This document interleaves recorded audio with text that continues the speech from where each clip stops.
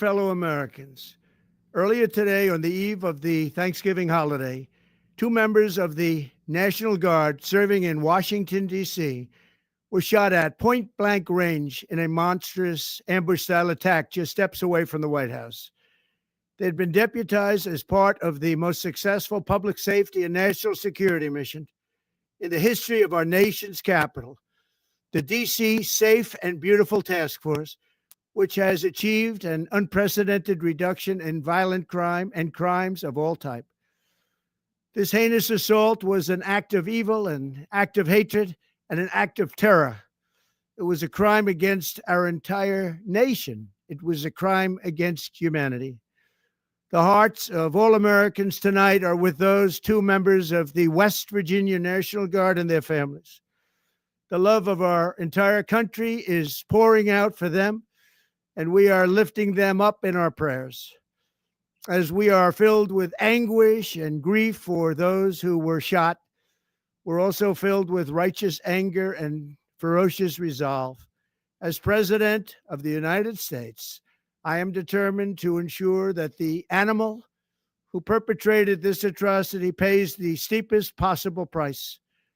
I can report tonight that based on the best available information, the Department of Homeland Security is confident that the suspect in custody is a foreigner who entered our country from Afghanistan, a hellhole on earth.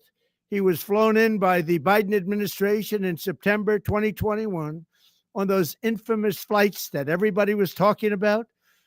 Nobody knew who was coming in. Nobody knew anything about it.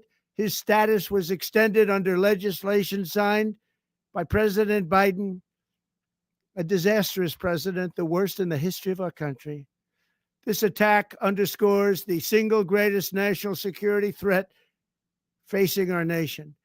The last administration let in 20 million unknown and unvetted foreigners from all over the world, from places that you don't want to even know about. No country can tolerate such a risk to our very survival. An example is Minnesota, where hundreds of thousands of Somalians are ripping off our country and ripping apart that once great state. Billions of dollars are lost, and gangs of Somalians come from a country that doesn't even have a government, no laws, no water, no military, no nothing. As their representatives in our country preach to us about our Constitution and how our country is no good. We're not going to put up with these kind of assaults on law and order by people who shouldn't even be in our country. We must now re-examine every single alien who has entered our country from Afghanistan under Biden, and we must take all necessary measures to ensure the removal of any alien from any country who does not belong here or add benefit to our country. If they can't love our country, we don't want them. America will never bend and never yield in the face of terror. And at the same time, we will not be deterred from the mission these service members were so nobly fulfilling. That is why tonight I can announce that I have directed the Department of War to mobilize an additional 500 troops to help protect our capital city.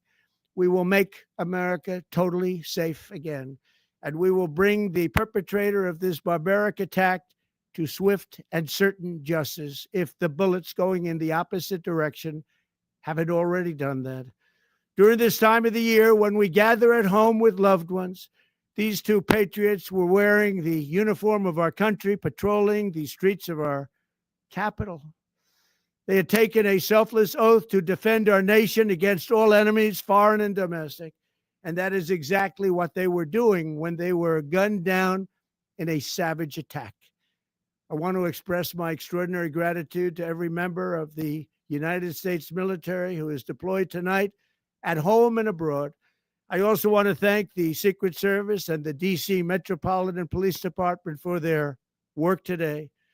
This Thanksgiving, I ask every family to say a prayer for the two great heroes who were so horribly shot, and for their loved ones. Please say a prayer. May God bless them and comfort them, and may God bless and protect the United States of America. Thank you and good night.